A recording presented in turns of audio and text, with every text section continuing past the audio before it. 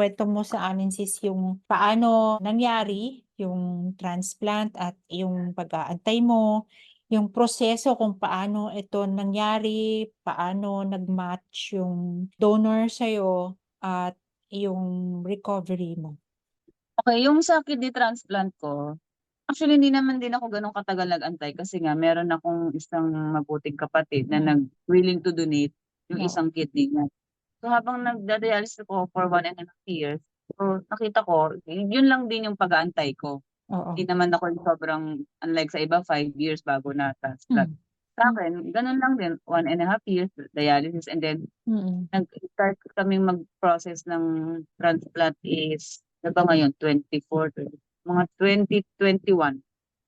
So 2021. Oo. 2021 kami, hindi ko na maalala yung month but Mm. 2021, year 2021 kami nag-start ng transplant. So dalawa kasi yung nephro ko. Ang Mm. nangyari yung unang nephro ko sa Metro North, hindi siya kasi affiliated sa NKTI, Mm. pero meron siyang parang pinaka-head niya Mm. na si Dr. Ramon Mora sa ano siya, Veteran Hospital. Mm. Dun kasi affiliated yung nephro ko sa Metro North. So parang pinaka-head niya 'to na nephro. So ni-recommend niya ako na sabi niya, i-recommend niya ako kay Dr. Ramon Mora na Mm. nagki-clinic sa National Kidney sa Mm. NKTI. So Mm. may edad na 'tong doktor na 'to, Mm. magaling siya. Mm. And then sabi niya, i-refer niya ako. So nagpunta ako kay Ramon Mora sa veterans. Meron siyang mga affiliated na mga doktor na lahat Mm. nephro, nag-aaral ng nephro. So mga graduate na. Doon nag-start yung pag-aasikaso. Una, sabi niya sa akin, since private siya, under private ako mangyayari. Pero kung gusto Mm. ko daw ng public, under social service na NKTI, pipila ako. Hmm. Meaning, siyempre sa dami ng gusto magpa-transplant, nakapila ka. Kasi Schedule ka sa pila for surgery na yan, sis? hindi, schedule pa lang yung sa pila. Pila pa lang yun, Okey. pila pa lang Okey. yun sa social service, pipila ka Oo. kasi sa dami nga ng gusto magpa-transplant, pipila ka Oo. talaga.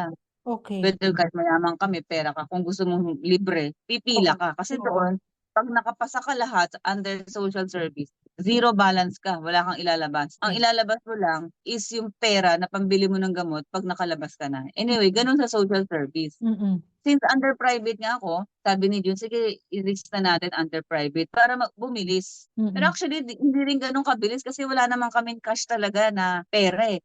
So ang Mm. ginawa ko 'di ba, nanghingi ako ng tulong Mm. dun ko lang natutunan yung paghingi ng guarantee letter. Oo. So dun ko lahat-lahat natutunan kung paano 'di ba nanghingi pa nga ako sa'yo, Mm. Mm. sa mga iba pang mga politician. Oo. Pero kung nag-under social service ako talaga, mas marami pa akong matutunan since wala nga talaga kaming totally alam ni Jun, ganun lang ginawa ko.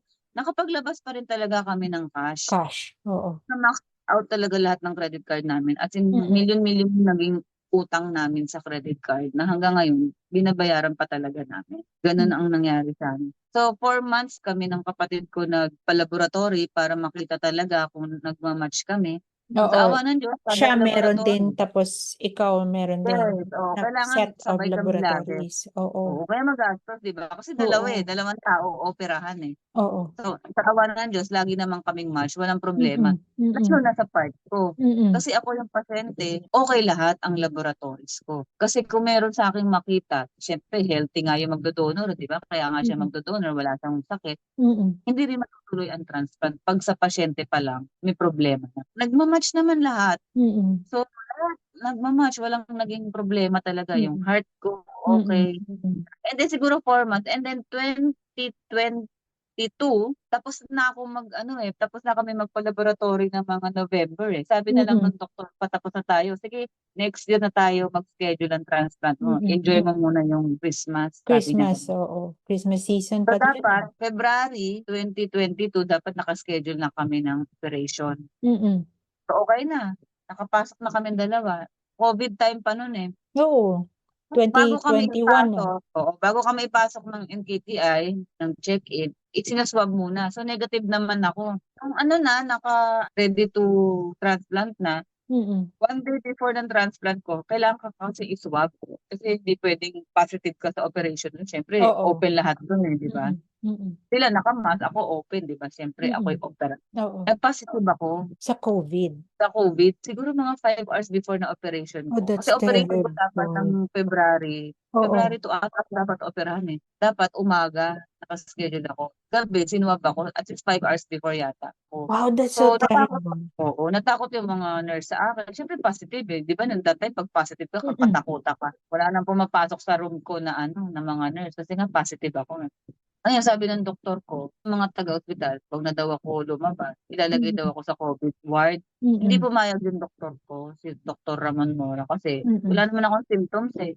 Wala Mm. talaga, as in wala. Siguro lang baka lang alam mo yun, minsan nagkakamali din naman ng Mm. machine, 'di ba? Hindi naman ano, eh. So ang ginawa pinauwi ako. So nagbayad kami, nagbayad na kami nun, 3 araw na yun nagbayad na kami nun. So labas na naman kami ng cash. Kasi 'pag under private ka, since nakapasa ako sa PhilHealth, sagot ni Mm. PhilHealth yung 600,000. Hmm. Para makapasa ka pala sa PhilHealth, Paano ang meron process? sa dugo kinukuha yun, eh. Pagka maganda yung pagkakuha dun sa dugo na yun, may tinatawag sila dun, ibig sabihin okey ka, nakapasa ka sa PhilHealth. Sagot ng PhilHealth yung 600,000. Kasi ang sabi sa'kin ng doktor ko, ang magagastos nung transplant ko is 1.2 million. Dalawa na kami ng kapatid ko. Yung Mm. 600 sagot ni PhilHealth kung makapasa ako, since Hmm. nakapasa nga ako, so yung 600 na lang yung binuo namin mag-asawa.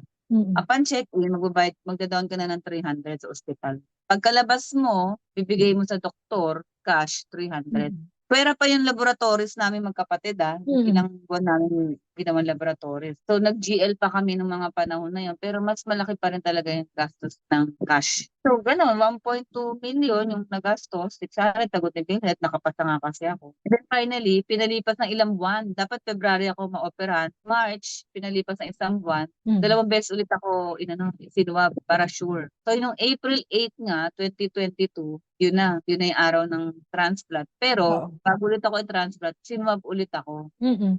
Kasi hindi puwede talagang ma-COVID ka. April 8, 2022, 11 AM yung operation ko. Mm. So pinrepare na ako ganyan. That time may hahalong excitement at kaba ako. Mm. Kasi siyempre 'pag na-transplant ako malaki ang mababago sa buhay ko, magiging normal na ako. As in hindi na 100% normal kasi healthy lifestyle pa rin. Makakawala na ako sa machine, Yes. sa mga solution, 'di ba Mm. magiging normal na yung buhay ko, Mm. makakatrabaho na ako. Mm. Yung una muna yung kapatid ko inoperahan, nakita ko pa nga paano inoperahan yung kapatid ko kasi sa monitor, eh. Sabi nga nila, "Uy, Hmm. wag mo na yan tingnan," sabi ng mga doktor. Mm. Yun, after maoperahan nung kapatid ko, ako na tinurukan na ako, epidural. Ta's wala na, hindi ko na alam. Paggising ko, umiihi na ako. Pero hindi rin gano'n, kasi paggising mo titingnan nila kung ilang liters yung naiihi mo. Meron kasi nata-transplant hindi agad umiihi. So, may Oo. problema pa rin yun. Yung sa'kin naman sa awa ng Diyos, tuloy-tuloy ihi ko. Agad, oo. Yung lumiliit mo bang kidneys ay kinuha yun or andiyan pa rin sa katawan mo? Hindi. Yung 2 kidneys ko nandito pa rin sa'kin. 'Di ba ang kidneys natin sa likod? Oo. Sa aming mga transplant, nakalagay ang kidney sa may dito, sa ganito, malapit sa Casing, kidney. Dun okey. nakalagay yung pangatlong kidney. Hindi siya Okey. tinatanggal. Kasi Okey. wala naman na siya talaga function. So, ang nagfa-function na lang sa'kin ngayon yung bagong kidney ko, yung Oo, galing sa kapatid ko. sa kapatid, So, okey. nangyari 3 yung kidneys ko. Sa donor naman, yung kapatid mo, how is she right now? She's very good, ano naman siya, Mm. so parehas na kami, healthy lifestyle. Oo. Actually mas tumaba pa nga siya, eh. Dati nung hindi pa siya hindi Oo. hindi pa siya nag-donor, payat din kasi nagsigarilyo yun, eh, pero ngayon Oo, oo. totally healthy living na rin siya. Sa awa ng Diyos sa April 8 next month, 2 years na kami. 2 years na. Malapit na, Oo. 1 month na lang sis. Oo nga, Oo, 1 ano, month 1 na, month from now, mhm. oo. Yung recovery ko naman, yung sa tanong mo kanina, so Mm. naunang lumabas ang donor, siguro ang Mm. donor 3 days lang pinapalabas na, eh, kasi okey naman Hmm. sila, sugat lang naman yung papagaling sa kanila ta's Oo, antibiotic para okey. mag-close yung sugat. Okey. Ako, 9 days pa sa hospital kasi marami pang kailangan i-check. And then yung pinakahuli ko bago ako lumabas, 1 day before ako mag-check out sa ospital, inoperahan ulit ako kasi yung peritoneal ko kailangan tanggalin yung Yung sa tiyan mo na oo, kailangan dinadaanan ng tanggalin yun. dialysis mo Oo, noon, yung oo. tubo kailangan tanggalin yung tubo dun kasi may Hmm. infect naman ako, eh. Oo, So yun, oo. kinlose pa rin yun. Kaya Okey. yung opera ko, 2 beses ako inoperahan. So 'pag makita mo yung battle scar ko, may Battle scars pa-ganon. talaga, oo. Oo, Oo. may mga battle scars ako. Sa awa ng Diyos, ngayong magtu-2 years na kami ng kapatid ko, okey na naman. Mm. Healthy living pa rin. 4 liters of water as a kidney 2 transplantee liters? patient. 4 ako, 4. Every day, 4 liters of water. Yes. sabi sa'kin ng doktor ko 2 to 3 liters pero ako nasanay na ako ng 4. Okay. After pala transplant, so lumabas na ako 'no, after 9 days, ano 'yan, weekly laboratory ako. For 3 months, weekly laboratory. Kasi chine-check yung creatinine. Mm. Chine-check yung tacrolimus. Yung tacrolimus, dun sila nagbe-base yung level ng blood ko. Kasi may iniinom kaming anti-rejection medicines for Oo, lifetime. oo. Lifetime. So, yes. Oo, lifetime na Okay. yun hangga't nabubuhay kami. Okay. Kasi 'pag hindi kami uminom 'no, mare-reject siya. Kasi siyempre yung kidneys hindi naman sa'min lumaki, 'di ba? Galing Oo, siya sa ibang tao. oo. Kahit kamag-anak ko pa siya or kapatid ko siya, Mm. hindi siya lumaki sa katawan ko. Sa katawan ng iba siya lumaki, Mm. gano'n. So, parang nung una, maninibago yung kidney na 'yan kasi hindi naman niya kumbaga hindi niya bahay 'to, eh. Oo, tama. May original na siyang bahay. So, ngayon Mm. meron na siyang bagong bahay. So Mm. yun, chine-check din yun. Weekly for 3 months. So imagine Dalit, napakagastos nun for weekly. Hindi pa ako marunong humingi ng GL, yung alam mo sa'yo lang Oo. ako umasa ng mga GL na yan, alam mo yan. Labas ng labas si Jun ng pera nun. Ang isang gamot ko, 50 pieces, nagkakahalaga ng 5,000 plus. Depende pa yan sa inom mo kasi ang 1 milligram, 119 pesos plus sa mercury. Gano'n. 50 pieces yun. Halimbawa, ang inom mo sa isang araw, apat-apat, di 8 na yun. 8 sa isang araw, 8 na iba't ibang medicines yun. Hindi, isang gamot pa lang yun. Isang gamot lang. Okay. Solimus lang yun. Oo, yung anti-rejection. Dalawang klase yung anti-rejection. So in short, after mo lumabas ng ospital after transplant, ang monthly medicine bill mo, Oo. aabot ng 80,000 a month. 80,000 a month. Yes, kasi ang dami mong gamot na iinumin. Bukod sa anti-rejection medicine, meron sa heart, sobrang dami. Oo. Pero habang tumatagal, pabawas naman ng pabawas ang gamot. Pero Mm. siyempre, ang matitira diyan is yung anti-rejection na 2. Anti-rejection. Oo. Plus, kung ano pang concern ng katawan ng pasyente. Okay. Sa katulad ko na magtu 2 years na, ang inom ko na lang ng gamot is 4 milligram. Pero depende kasi lagi nga yun sa sa laboratory. Oo. Depende. Ngayon, mag 2 years na ako, ang laboratory ko, sabi ng doktor ko, puwede na nga daw akong every 2 to 3 months. Pero ako, ang ginagawa ko, every 2 months para lang ma-sure ko na okey Na yung creatinine monitored siya. ko. Oo. Monitored ko talaga. Mm. At monitored ko din yung pagkain ko, yung Oo. pag-inom ko ng tubig. Pero soft drinks, never talaga. Uminom naman ako ng mga juice, pero sobrang siguro mabibilang mo lang sa Mm. daliri, So, kamusta yung gano'n. pagkain So sis? Bawas din ba sa protein or kumakain ka na ng normal talaga? actually, bawas din sa protein. Ang Oo. puwede ko lang kainin protein, pero lean chicken Chicken. pa, lean Oo. meat. Oo. Pero pork, kasi sabi naman sa'kin puwede ko kainin lahat. Mm. Kaya lang ayaw ko kasi Mm. nasanay na ako ng Mm. eto lang yung kinakain. Tsaka healthy lifestyle talaga ang key. Anyway, may Mm. Tama naman. transplant ka man o hindi, kailangan pa rin natin maging healthy lifestyle, 'di ba? I agree with you.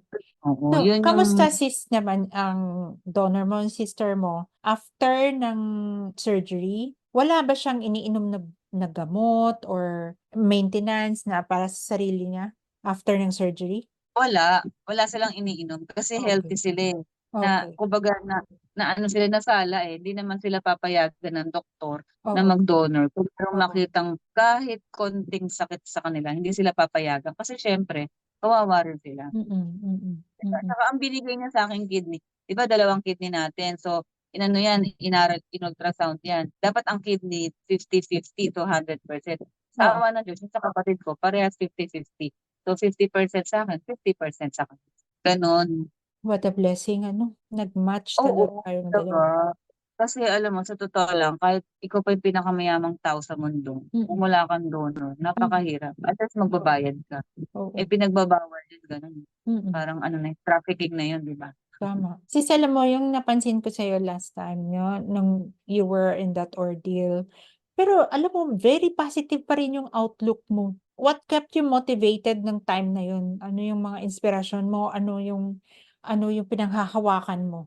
Actually, sa totoo lang nung una talaga 'di ba sabi ko sa'yo parang ayaw ko na, bibigay na ako, Mm. pero lagi sa'kin sinasabi ng asawa ko, kasi yung Mm. asawa ko talaga yung mas more on positive Mm. kumpara sa'kin. Mm. Minsan nawawalan din ako ng pag-asa, pero siya lagi nagsasabi, "Wag mo akong intindihin, yung anak mo intindihin mo kasi Oo. bata pa siya, ganyan, Mm. ganyan, ganyan, ganyan." So, yun na lang yung pinangahawakan ko, tsaka Mm. inoffer ko na yung buhay ko kay Lord, eh.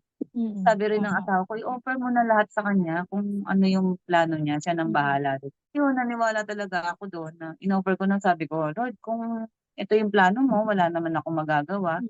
pero kung iba pala, Mm. magpapasalamat ako kahit bigyan mo pa ako ng konting chance mabuhay sa mundo. Makita ko man lang yung anak kong makatapos ng Mm. pag-aaral."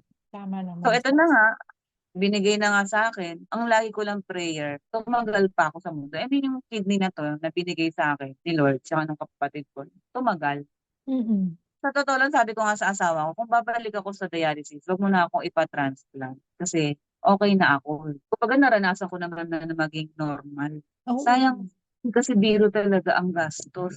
Tama naman sis. Yun ang ano 'no, problema dito sa Pilipinas talaga dahil bukod pa dun sa in danger na yung life mo, yung gastos ng pasyente kasi wala tayong healthcare ba na sasalo Mm, ng lahat ng gastos na yan 'no. Kung wala ka talaga, kung hindi ka masipag dun sa panghingi ng mga GL, guarantee letters, imagine ikaw na nga yung may sakit, ikaw pa yung pupunta ng manghihingi ka hmm, ng tulong pa 'no. But hmm, that's the reality 'no, and nakita ko sis, ito lang yung pinaka-ano ko, pinaka-joy ko ring nakita nung after ng surgery mo, yung relief mo na sobrang happy mo for that mm. successful transplant. So looking back, ano kaya yung advice mo na maibigay sa mga listeners natin, friends natin na sa ngayong panahon ay merong CKD, battling this Mm. disease and wala pa, nag-aantay pa rin sila ng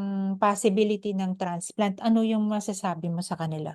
Ang masasabi ko lang sa lahat ng merong pinagdadaanan ng chronic kidney disease, huwag kayong mawalan ng pag-asa Mm. kasi wala namang imposible sa Diyos. Unang-una, magtiwala lang kayo sa Panginoon kasi wala namang imposible sa Kanya. Pangalawa, hindi lang tayo puro awa, kailangan Mm. kikilos din tayo, 'di ba? Siyempre kung hindi tayo kikilos, hindi lahat mangyayari ng ito. Tsaka Mm. meron naman tayong NKTI na Hmm. merong social service do'n. Mm. Puwede kayong pumila at meron tayong HOPE, yung Human Organ Preservative Organization. Makikita Okey. yun sa HOPE, NKTI, sa Diagnostic Center. Puwede kayo dun pumunta, magtanong kahit walang-wala kayong pera, Mhm. mata-transplant kayo sa pamamagitan Mm. ng social service ng National Kidney and Transplant Mm. Institute. Mm. Mm. Yung hindi ako naniniwala kasi na wala ng pag-asa na kasi wala kaming pera. Lagi Totoo. tayong dapat may pag-asa kasi maraming tutulong. Meron naman tayong gobyerno na puwede Mm. tayong tulungan, katulad ko hanggang ngayon lumalapit pa rin ako sa gobyerno para sa mga Mm. gamot Mm. ko, sa Mm. anti-rejection ko at sa iba ko pang laboratory. So Mm. tiyaga lang talaga. Lagi Tiyaga. tayong magtiyaga at parati tayong magdadasal sa kanya kahit Mm. natapos na yung transplant, Mm. parati pa rin tayo magpapasalamat sa kanya Hmm. kasi hindi pa tayo kinuha, 'di ba? May purpose pa. May So sa purpose lahat pa. ng dialysis patient, huwag po kayong mawalan ng pag-asa. Mm. Kung may mga tanong kayo, puwede niyo po akong i-message sa Mm. Messenger ko. Mm. Kung ano yung nalalaman ko, puwede kong i-share sa inyo, makakatulong. Siyempre masarap naman yung malaman mo na merong isang taong naka-transplant dahil Oo. nagtanong sa'yo, yung Oo. gano'n. Truly powerful na advice yan sis. Thank you so much for Mm. sharing your story sa listeners natin at sa lahat ng mga nanonood ano.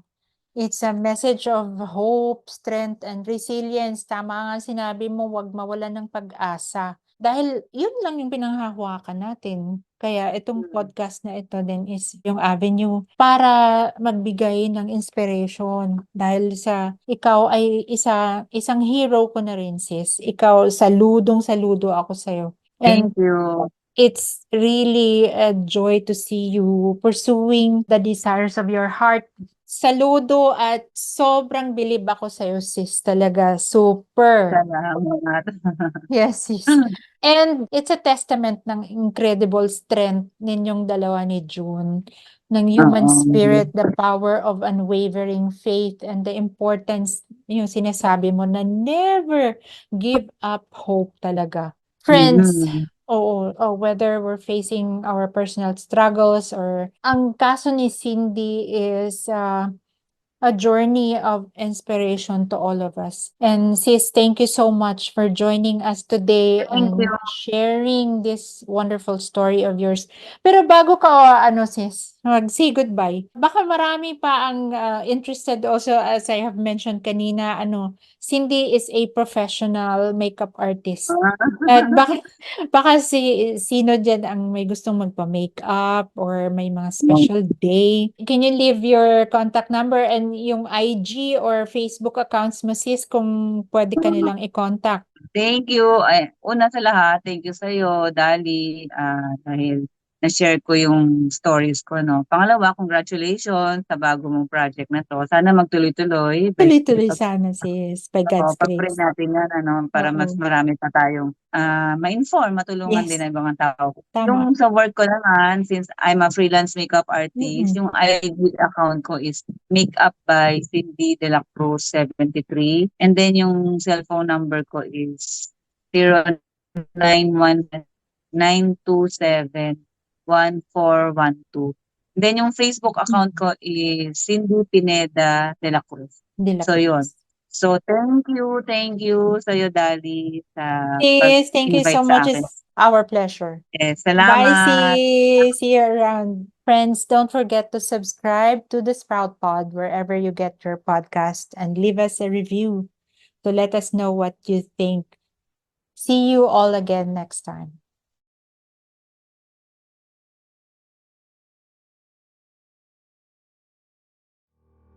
Ano ang TSP 600 Pangkabuhayan Package? Ang TSP 600 ay may 20 pieces kayong sabon na TSP Bakbak Collagen Soap at may libreng 2 pirasong Bakbak Collagen Soap. So magiging 22 peraso ang inyong makukuha na sabon. Ang TSP Bakbak Collagen Soap po ay napaka-effective po nito sa pangpaputi ng ating buong katawan, mukha at body. The retail price po sa labas is 50 pesos. Exclusive po ang ating promo para sa mga dialysis patients o di kaya yung mga undergoing chemotherapy cancer patients o ang kanilang direct relative na gusto pong kumita ng onte para pandagdag sa kanilang medical expenses o di kaya po sa daily needs ng mga pasyente. So if you're interested, you can find me on Facebook, Dolly Palisada, o di kaya DM po dito sa YouTube upang kayo po ay mag-guide namin. Maraming salamat. Don't forget, TSP 600 Pangkabuhayan Package.